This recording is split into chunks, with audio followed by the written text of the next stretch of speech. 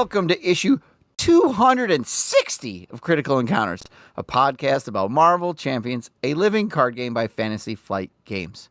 Here, we take a good look at that most critical piece of the game, the encounter sets. We'll discuss those poorly understood characters, unfairly labeled villains, and the various plans to shape humanity and benefit the planet, as well as those so-called heroes intent on thwarting them. I'm one of your hosts, Steve, and joining me tonight is Chris. Welcome back, Chris. Hi, thanks. You let me back in. This is very nice. Yeah, glad to have you here. Because you're villains. We're nice villains. Yeah. And the other nice villain that is with us is Daniel. Hi, Daniel. Hi. Yeah, I mean, do we let Chris back in, or do we forget to move the spare key? I think we forgot to kick him out. Worked out. I think we just forgot to kick him out. I might have just kind of stayed. Yeah. Oh, I mean, that's fine too. I was so busy trying to get rid of Wandering Took times 2 that we forgot about Chris. Let's get to it. Daniel. Yeah. What is on your mind tonight? Steve, Chris, I got 3 things on my mind tonight. And I know, that's an embarrassment of minds. I understand. So I want to talk about a couple of things, if that's okay. Let's do it.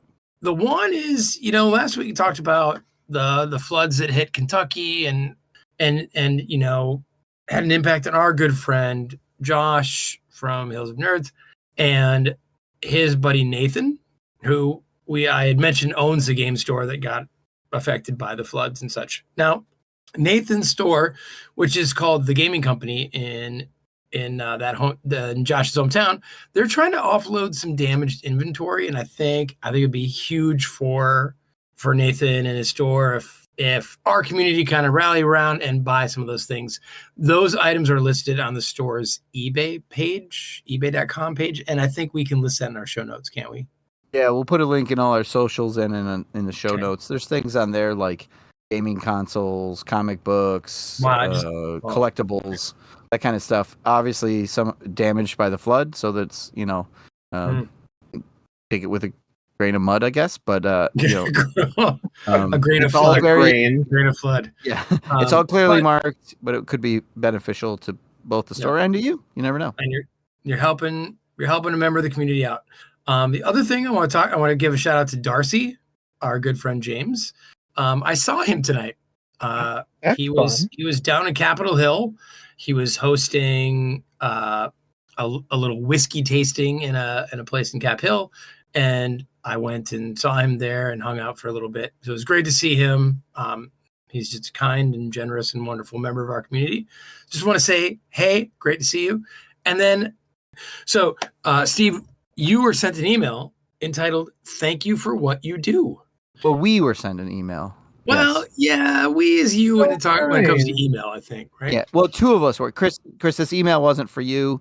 Technically, Scott was here, so that's fair. I get it, though. I get it. Your emails will come. They will be here. Yes. I'm a second banana. And if Steve were being most fair, he would say, really, it's just an email to me. So this email comes from Douglas Hester. Now, I've known Doug for a very long time, Steve. You might not know this, but he was the first ever person to email the Canon Reviewed. Oh, way back then.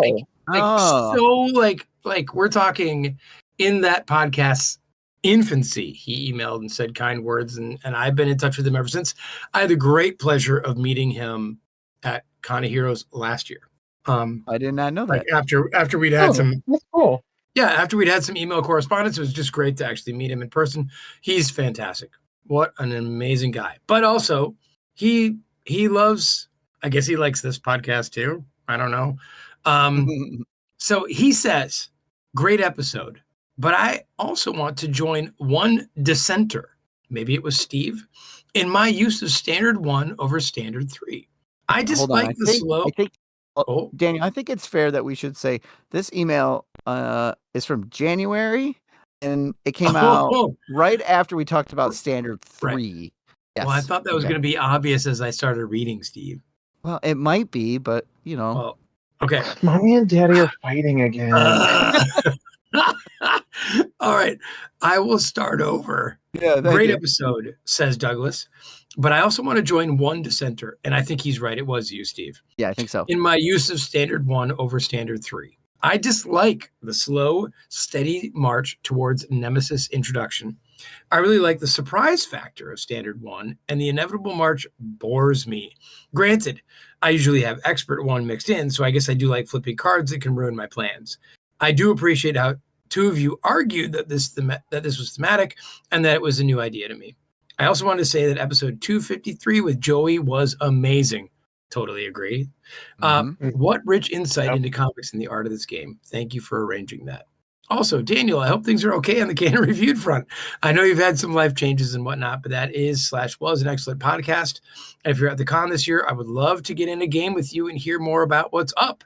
A loyal wannabe minion, Doug. Well, I don't think he's a wannabe. I think he's a minion. Oh, he's a minion. You're a minion, Doug. Yep. Doug, you're a minion. And since that email and all that, the Canon Review's got to show up. And it was actually inspired by meeting Doug at Con of Heroes, and I asked him who he wanted me to do next. And so I did John Dunn, which was his request. So this is going full circle, Steve. This is crazy. What? It's the Flea you talked about, yes, right? Yeah, I actually listened to that episode of the Canon Reviewed. Wow. Yeah. I think I'm up to 3 now. Man, you're like my 5th biggest fan. You know what it is?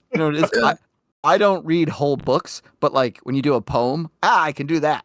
You right? can do it. Like, you can do like 18 lines or whatever it is. Yeah, I can handle that. That's my speed. So thanks, Doug. This is a great one. Yeah, you're right. Joy was amazing. That was such a fun person to talk to. I guess it's sad that Doug's a little bit wrong on the whole Standard 1-3 thing, but a little bit wrong. What can you do? More like a lot wrong, but he's a lot of bit wrong, isn't he, Chris? Yeah. Okay. Yeah. You guys are mean villains. Yeah. Well, I wasn't here for good points. So. I wasn't here for the Standard 3 discussion, but I haven't used Standard 1 in a year, so since Standard 3 happened. But I have a great compromise for the universe, fellas. Use Standard 3 and throw Shadow of the Past into it. Just there you go. You're happy. Oh, there's your surprise factor. And take the Shadow of the Past out of Standard 2 and shuffle that one in as well. You're guaranteed at some point that Nemesis is coming out. Something's gonna happen. It's gonna happen quick. Yep. Guys, remember how there is a Standard 2? Isn't that funny? Don't you forget about it. Yes, Chris. I forget about it. So yeah, thanks, Doug. Yeah, thanks, Doug. That was nice. Yeah. His bringing up Joey though reminds me of something I'm going to bring up next week that James Darcy and I talked about tonight about legacy and what that allows for with the art of the game that we didn't bring up last week. Right. Yeah. So thanks. Thank you, Doug. And sadly, I will not see you at the con this year. And Steve, that might open a little window for something because I did buy a ticket before I knew I wasn't able to make it. And my heartbroken that I can't come. Yeah, we're all disappointed that Daniel can't make it to the con this year. Doug, I'll play a game with you though. Okay. I know I'm like a Standard 3 of Daniel, but it's okay. And Mike is Standard 2. So harsh. That's tough. Yeah, so Daniel can't come to the con, but Daniel has a ticket, and this ticket is burning a hole in the villain vault. We need to get rid of this ticket. So Daniel said, you know what I would like to do is I would like to send one of our minions to Con of Heroes with this ticket. So we're going to run a contest, and we're going to give a ticket to Con of Heroes away. I believe the con is currently sold out. So this is it, folks. Yes. This is a hot item. Yes. You thought it was hard to get a Captain America pack. You cannot find a Con of Hero card. Ticket. You gotta earn it. All right. We just lost so many new players. Sorry, guys. So what we're going to do is we're going to do one of our standard contests. You are going to go to our social media. You're going to go to the show notes. You're going to click the Google form link. You're going to fill out our very creative and witty contest form that is very, what would we say? It's topical. It's It's it's a bunch of other. literary. It's intellectual. It's all these other positive adjectives. Yeah, it's beautiful. It's beautiful. yeah. But you're going to go and you're going to fill out the questions. If you'd like to participate, you'll find an opt out. So you can still participate in the survey and just opt out of getting the ticket if you already have a ticket. And this is not US only, but if you want to fly in from a different country or whatnot, that's totally fine. We're going to work with the guys at Kind of Heroes to transfer this ticket from Daniel to you. You'll fill out the questions. We will narrow it down to maybe a top 3 or 4, and then we will randomly choose from among those folks. Yep. And we want to do this as quick as possible so people have a chance to book hotels and flights and know that they're coming. So, yep. And to be clear, Steve, this is just for the ticket to the con. correct. It is not. It is the con ticket, not the airfare, not the hotel fare, not the food and what. Yeah. Right. Ticket to the con. There you go. That's All right. So thanks. Can't wait to see what people send in. Yeah, it should be fun. Creativity always wins. That's right. There you go. Right. Yes. So true. So that was a lot on my mind, Steve, but I'm looking at the show notes here, and I guess I don't really know what we've turned into, because it says here we're supposed to talk about your Unus. No, well, okay, yeah, we are going to. I think maybe I'll go first here, because we are going to talk about the first scenario out of the Age of Apocalypse box, right? We've done some modulars. Okay. It's now time to talk about the character whose name is spelled Unus. And I've heard a lot of debate on how this name is said. And Daniel, you said it. How you say Unus? Yeah, I mean, some people say Unus. Some people say, I don't know what other people might say, but I think I finally figured out how it's properly pronounced. You guys, you guys tell me if this is true. Okay, so this character steals the genetic code from people, from us. Okay. So he goes around and he removes us from us. So he un-usses us. So you're going to call him Unus. Un-us. Oh, okay. Un-us. I can kind of follow that a little. It's more comfortable to say than your Unus. Yes, please stop saying it that way. Okay, Unus it is. Un-us, yeah. Right. Yeah. Okay. I still think it's probably not that, but not probably not that. But I had a fever dream one night, and I thought, man, it's un-us. So yeah. Though I don't think that's anywhere why he has that name. Well, you know what we're gonna need then is some real lore, and Chris, that's falling to you. Yeah. That's fine. I mean, it's exciting. My first villain, not Nemesis minion. Yeah. So So you've come a long way from Yellow Jacket. From Darren. It's still weird that I let Chris in the door after that whole nonsense. Well, Mike and I were going to let him in either way, so that's true. Yeah. All right, tell us about on us. Well, apparently, I have a tendency to come in here to talk about lore about characters we can't pronounce their names, like Miss Bombardus. However you pronounce Lucia. A lot of Italians, I think. Eunice, on us, if you will, in our game, is from Earth 295, which I think has been mentioned in a couple of podcasts. That we're in the Age of Apocalypse. And so he appears in, well, his first appearance is X-Men Alpha #1 in 1995. Age of Apocalypse is a very 90s story. And in that story, he's leading a group of infinites, who we've already talked about, to cull the humans from Seattle. There, his group encountered first Bishop, and then the X-Men of this world.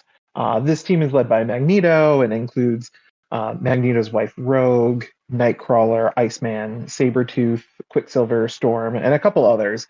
I mostly just mentioned folks that we have hero packs or are villains themselves, and might explain why Iceman and Nightcrawler and Magneto all were part of this wave, perhaps. Yeah. So then the team basically kind of slaughters the infinites that were there, and Unus isn't really part of that melee. he just kind of shows up with a plastic gun and pulls it on Magneto, which then promptly Iceman freezes him solid and shatters him, which kills him. And that's it. That's his whole story. He showed up in this one issue, and he appears in, because I counted it, exactly 5 pages So of this one comic. 40-some page. So can I ask? I've got a question about this. Yeah. This has got to be the least celebrated / known first villain of any of our boxes, right? I would say of any villain, not just the first villain. I mean, like, why? Yeah, okay. I'm I'm so flummoxed right now. But like, I just assumed because I don't actually read the, whatever these comic things are, like that he must be some significant character because he's the first in a box. No, he's just the first. And it was like that was a one-shot, which for non-comic readers means a one-shot comic is where it's not part of a larger series and it's just like one issue or one off. Some events usually will start with like a one issue, usually with an alpha, and then like a last like tie-up issue will often be called Omega. And so he didn't even make it to the main event. This is like a prelude comic, that sort of table setting. The bookend, right? Yeah. Yeah. And so I feel like there could have been other characters because, like, in this series, and next week we'll talk a little bit about a reading list for folks getting into Age of Apocalypse. But in the series, the 4 horsemen are different characters. And in our game, the 4 horsemen are fairly generic. They're just, horsemen of war. Yeah. But there's different characters and prelates and these overseers and the Madri and all this stuff that we don't get in this game that could have replaced Unus. Unus. I'm not going to be able to say Unus. That could have replaced him. I think it is unnatural. It is, yeah. That could have replaced him in the box, right? I mean, there's lots of bad guy characters that could have been the villain instead of him. Yeah. I think he might have been the first ever villain, if not character, we've gotten in this game that I actually had to Google when he was first announced because I had no idea who it was. This guy, yeah. Like what? Who? Why? However, would you all like to take a little trip to the 616 with me? Please. And learn about that version. I have one other thing to say about him being our starting character.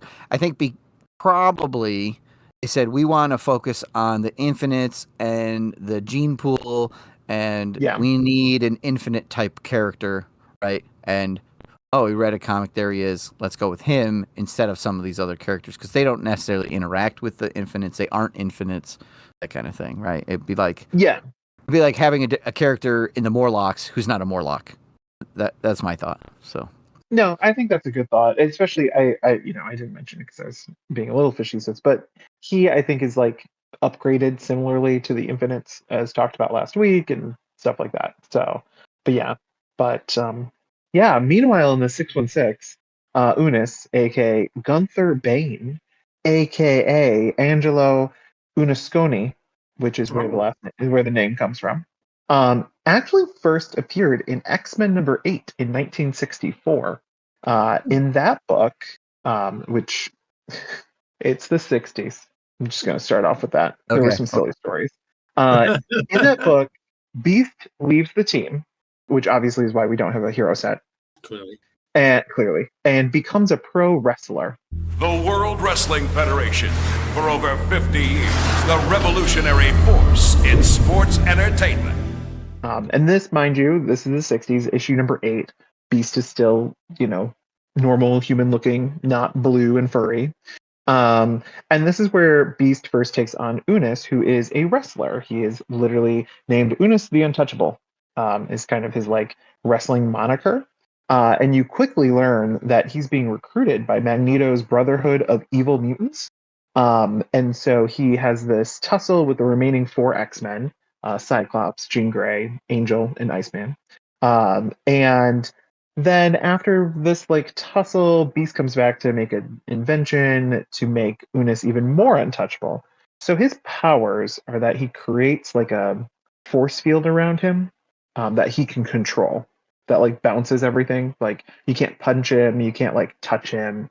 You Cyclops's eye beams will just bounce off of this force field he creates. And so this invention, ray gun thing that Beast makes, actually makes his powers even stronger. However, he loses control of them. So he can't like pick up food, he can't do like normal tasks, and this is obviously problematic. And the X-Men, the heroes that they are, go back to him, shoot him with the ray again to like get him back to his normal like default setting, and then blackmail him into not being a villain anymore, or else they would do it again to him, and then he could never eat and starve to death. Wow. Good guys. Yeah. What good guys? Yeah. Little blackmail. So you get a little bit more, I think, backstory throughout the like years since then. The force field thing, and then also you learn that he came from Italy and changed his name from Angelo to Gunther. I'm really unsure why that was a choice. a real common like American name. Yeah, I'm sure he's hoping to fit in with Gunther. Yeah. Really very assimilationist, for sure. I guess maybe he went to like Pennsylvania or something. I don't know. Whatever. Yeah. So he's mostly a minor villain. He shows up here and there. He apparently develops a close friendship with Blob, who I know we've talked about on the show before. And then in 1984's Peter Parker, the Spectacular Spider-Man number 91, his force fields really went out of whack.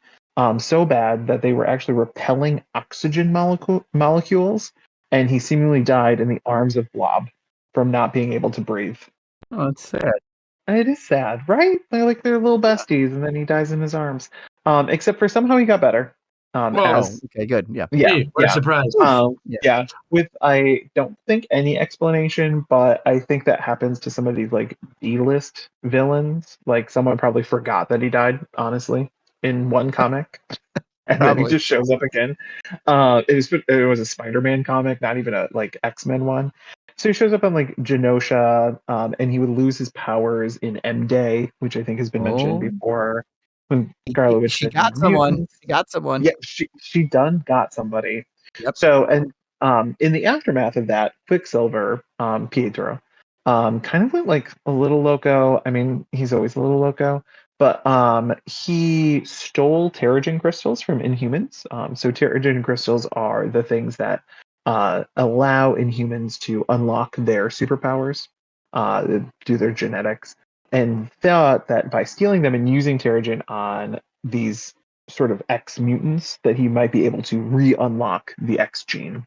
Unfortunately, this sort of had negative implications and mostly killed the people that used this. In fact, so Unus does use the Terrigen crystals on himself, but in a fight with some Inhumans who obviously came after Pietro and tried to get their crystals back, his powers went haywire again, and the force field ended up suffocating him, and he died. Jeez. That's good. Yeah. He's been dead 3 times. Pretty good. It's a recurring theme here. Yeah. It is. And then he got better again, mysteriously, and showed up in another Spider-Man comic. And then he was mostly just a background character in the later Krakoa series of comic books, the era of like when the mutants kind of had their own island nation and that. And so not really anything major, but he's only been in about 40 issues total. Just 40 times more than the other Unus. So. That's true. Yes. Yeah. Yep. But yeah. So, and then some listeners may be curious if he may be related to the minion Unusconi from the Acolyte set from Mutant Genesis. I was going to ask you about Carmella. Yeah. Yeah. And so all I can find really is that the Marvel Wiki just claims that there are unconfirmed rumors that she may be his daughter due to the shared last name, and they have similar powers. So probably, but I don't know if it's actually been like confirmed in like canon yet. So this is the quickest lore I think I've ever done on this show, and it's for a villain, not a nemesis. For 2 characters.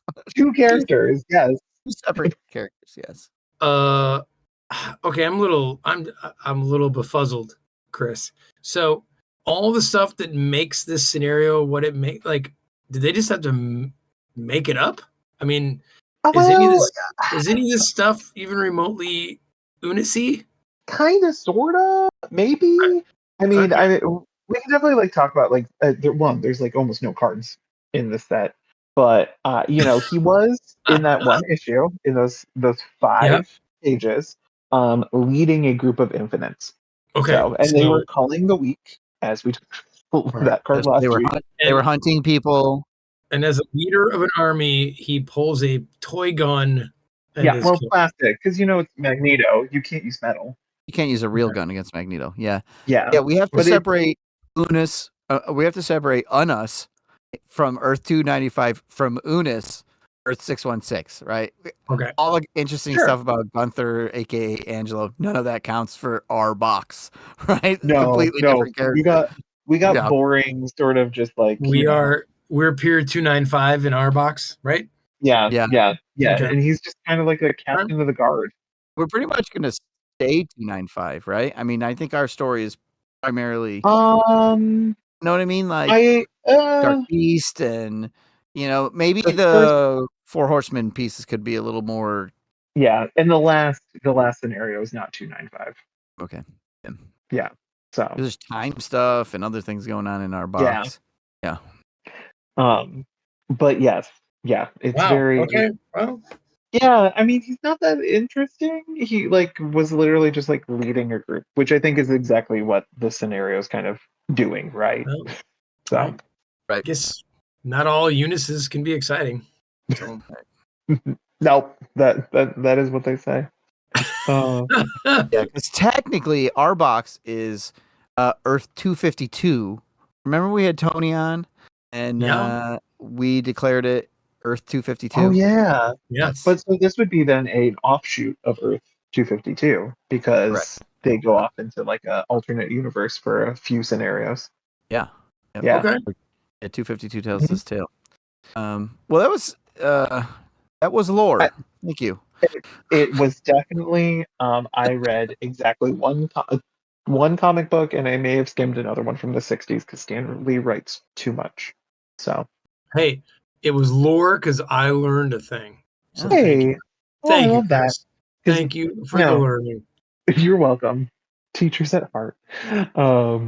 So, okay, Steve. So there's got to be cards or something. I mean, Chris said it was many cards, but yeah. So let's take a look at the Unus scenario. It is the first scenario in the Age of Apocalypse box. It has 14 total cards, 8 by title. Tonight we're going to look at 2, and we're going to remind you about the gene pool and talk about an interesting rule as well.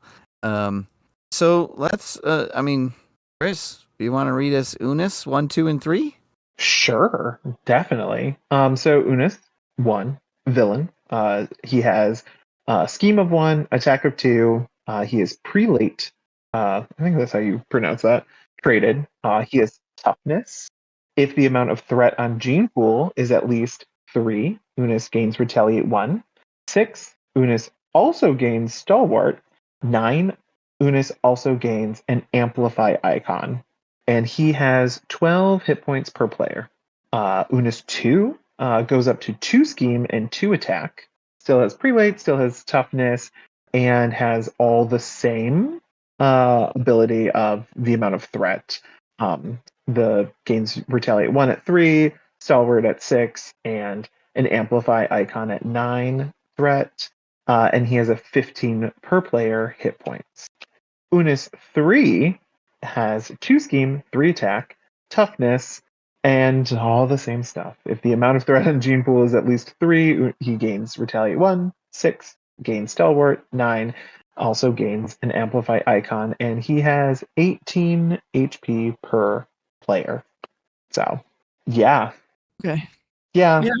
He's okay. He's not that yeah, he's like fine. He's very much, I think it shows how much he's like similar to the Infinites because he has their whole same gimmick. It's interesting he doesn't have the infinite trait. I feel like he should have the infinite trait. I don't know if it would matter just thematically. It feels like he should have it. But I mean, we saw this sort of mechanic with the infinites just last week, right? Gene pool is got threat on it. He gets better because he's assimilated more genetic code. So, doesn't have a lot of health. 12, 15, No. 18 is pretty low.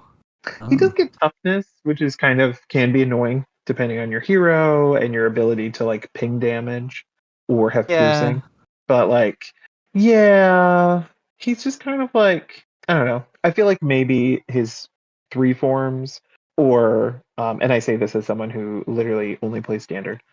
His 3rd form maybe should have had like something slightly different for like the as you accumulate threat on the gene pool mechanics. Just to kind of like, or fewer threat required. Fewer or, threat requirement. Yeah, like yeah. 2, 4, 6 or something. Yeah. Yeah. Yeah. Just something to like, I mean, because his numbers just get bigger. I mean, That's it. pro hero tip for cheaty heroes: don't play with the gene pool side scheme. Oh, but you Oh have well. to. Maybe Daniel. Maybe before we continue, you should read Are you side going to 1A say of the. that that's not possible? Yeah. Why don't you read? Yeah, Why don't you read the main scheme? Oh, okay, I'll do that because I have no idea what you guys are talking about because it seems like you would just not do that. But okay. His main scheme is called Hunting Gene Traders. Contents: Unus 1 and 2, Unus 2 and 3 for expert. Unus Infinites and Standard sets. 1 modular set, Dystopian Nightmare, is recommended. Setup: reveal the gene pool side scheme. In expert mode, deal each player a face down encounter card. Oh, I see what you're saying. Yeah, you'll notice the infinite Yeah. modular set is required, and the gene Yeah. pool starts in play. Yeah. Infinite is not in italics. That's unfortunate. Or is it? It's pretty fortunate for us. Yeah. Okay. Flip that card over. Hunting Gene Traders 1B, 11 threat per player. Starts with 0, goes up by 1 per player with a little special. After resolving step 1 of the villain phase, place a threat on Gene Pool. And if this scheme is completed, the players lose the game. I feel like there's a lot of first ones in the box to just have one main scheme. This is another one. Yeah. Yeah. So in this case, the prelate Unus and his squad of infinites are scouring the ruins of the X Mansion for the enemies of Apocalypse. Did you know that? Look at that. Yeah. God, he's But a funny looking dude. Another pinhead. I have a real question though. When did the X Mansion become a castle? Because I'm sorry, the art in both of these cards make it look like he is like storming the gates of like old timey castle. Like, there's that tower looking thing. Yeah. Right, like this like is what? commissioned art too. Well, I mean, there's like it's an old Gothic building school thing, right? Like in America, who has the turret like in the main scheme with those little like I don't know what they're called, like where it's like the squared things? Yeah, like it reads castle. I mean, it does. I know Xavier's full of himself, but castle? So that seems like as a person who lives in upstate New York, we do have a few of these manor houses that are really old and have a little bit of look like that. Like I went to my cousin's wedding and it was at, the Cayuga Castle or whatever. And it has some vague, it's clearly not a castle because when it was built, but it has that vague look. So maybe that's what the idea here is. So yeah, like, I mean, you're talking about like the crenellations, I believe those are called, Chris. Those things at the top. Like, look at you. That's a big word. Oh, well, thank you. I mean, years of D&D. I've done that. Yeah, I was gonna say this is also Earth 295 or Earth 252, right? So it could be a different X Mansion. It doesn't have to look like the 616 X Mansion. Yeah. Got it. Okay. All right. Super quick recap of Gene Pool because it is required. Permanent setup starts with 4 threat, and after an ally is defeated by anything other than consequential damage, put 3 threat here. So comes out based on the main scheme with 4 threat. An ally dies, it adds 3 threat. Every single turn, 1 threat goes on it. And if it gets high enough, Unus and eventually his infinites get better and bigger. And that's like the whole gimmick of the scenario 1, right? Yeah, that's about it. Yeah. I mean, yeah, and I think this clears up what Mike was saying in our infinites episode about how he didn't realize that Gene Pool just doesn't get that extra threat when not used with Unus. Yeah. Now it starts with it tops out at 11 threat per player, I think, to give you a little buffer so you can go after the threat on Gene Pool, right? If this was like a 7 threat and you lose, and you had Gene Pool threat going up, it could be a little, And this starts with no threat So right off the bat, you can like turn your attention to thwarting gene pool instead of the main scheme, if that's something you're interested in doing. AKA, you have a justice player. Right. Yeah. Okay, now, Chris, there's a weird rule here found only in the rule book. So if someone opens this rule book, why don't you talk to us about that? Yeah. a So rule in a rule book. Rule in a rule book. This is outlandish. Let us know. I want to know how many listeners know about this rule. So write in after Chris talks to you about it. Yes, because I fully forgot about it until today while preparing for this. So there is listed when you are utilizing the Infinites modular set, a modular difficulty. And so if players wish to modify the difficulty of a scenario while using the Infinites modular set, they may place threat on gene pool during setup. This extra threat represents the previous cullings carried out by the Infinites. The amount of threat placed is up to the players as a group, but listed below are some recommendations for each difficulty mode. Skirmish mode is 0 threat added. Standard is 1 per player. Expert is 2 per player. And Heroic, for those who still play that mode, is 3 per player. Which, yeah, I don't even know if I remember this when I did the campaign that one time. Yeah, who knew? Yeah, that's neat because this is not a campaign rule. This is just a modular difficulty rule listed in the rulebook under Scenario 1 Unus. So, yeah, I don't think I've ever used it. No, yeah, I completely forgot about it when I was playing Unus a lot before all of these shows that we were recording. But I can see how that could like ramp it up, especially if you have like infinites in a scenario that maybe is less difficult or not as pressury. And so to kind of make it feel worse, because that's pretty close to like the 6 already, or like the second stuff. I mean, if you're playing 2 players on standard, they're suggesting you add 2 threat to gene pool, so it starts at a 6. So he's already right. He in a 2-player game, he's already stalwart. The guys are coming out with quick strike and surge. Yeah, he's got retaliate. Yeah. Oh, yeah, yeah. That was my solo brain. I was like, "What? It just gets 1. What are you talking about?" Yeah. Mm-hmm. Yeah, and then definitely an expert. An expert, you're like no, you're almost, because if in 2-player game it would be adding 4, right? So 4 plus 4. I mean, you play a 4-player game like this. Whoop. Okay, he's already maxed. Yeah, that's true. That's scary. Yeah. So, cool. Yay us. All right. Yeah. Wow. All right. That's our core mechanic for Unus. Is there more to say, or shall we hold off until next week when we talk all about these encounter cards? I think we hold off. I mean, good thing we had all that stuff on, before this. The top of the show. Yeah. Yes. Yeah. Although the lore was great, I think you made the most of a, you can like make certain foods last a long time. I think you did that, Chris. It's like, thanks. Yeah, I think I'll take that as a compliment. Yeah. Absolutely was a compliment. Yeah, I mean, you have to, just savor the lore. You have to savor because there's not a whole lot there. Yeah. Yeah. That's not at all. To this. It's like, first guy in a box. This must be a significant guy. Nope, not at all. No, no, he's a dude who leads other dudes who are Goombas. That's what happens. Yeah. Mm-hmm. Okay, well, Daniel, if the folks out there want to tell us if they use the modular difficulty, if they have comments about the contest, if they want to write in and tell us what's on their mind, how are they going to do these things? So that one person who's ever seen this modular difficulty thing, well, they can email us at criticalencounterspod@gmail.com. We're Critical Encounters on Facebook. You can find our YouTube, Twitch, or Patreon by searching for Critical Encounters Podcast. On Discord, we are Vardane, Scarlet Rhodey, and Big Foam Loaf.